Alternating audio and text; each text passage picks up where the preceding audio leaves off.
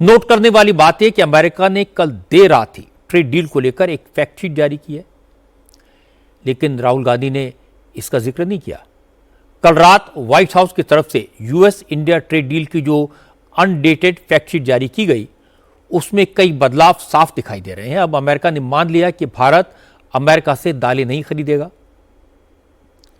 पहले trade deal की जो डिटेल व्हाइट हाउस की तरफ से दी गई थी, उसमें कहा गया था कि भारत अमेरिका से लाल ज्वार, सोयाबीन का तेल, free nuts, dried distillers grain यानी एथेनॉल बनाने से निकलने वाला चारा, वाइन एंड स्पिरिट, ताज़े और प्रोसेस्ड फ्रूट्स के साथ साथ कुछ दालें भी खरीदेगा।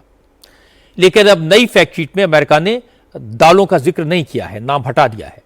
फैक्ट शीट में दूसरा बड़ा बदलाव $500 बिलियन के इन्वेस्टमेंट को लेकर किया गया है। पहले अमेरिका ने दावा किया था कि भारत ने उसके यहां $500 बिलियन के इन्वेस्टमेंट का कमिटमेंट किया है, लेकिन नई फैक्ट शीट में व्हाइट हाउस ने बताया कि भारत ने $500 बिलियन के इन्वेस्टमेंट का इंटेंट यानी इरादा जताया है, यह कोई कमिटमेंट नहीं है।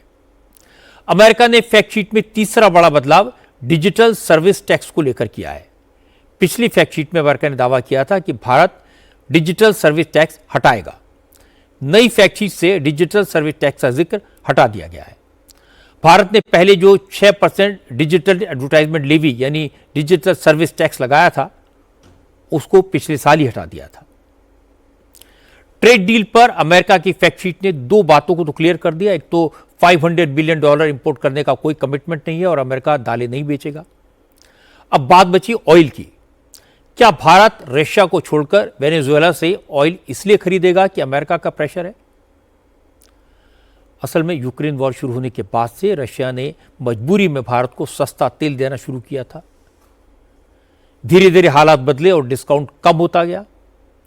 भारत की पॉलिसी यह रही है कि जहां से सस्ता तेल मिलेगा वहां से लेंगे। इसीलिए कई महीनों तक अमेरिका के प्रेशर के बावजूद रशिया से तेल खरीदा जाता रहा। अब सस्ता तेल देने वालों में वेनेजुएला शामिल है और इससे पहले भी भारत वेनेजुएला से ऑयल इंपोर्ट करता रहा है।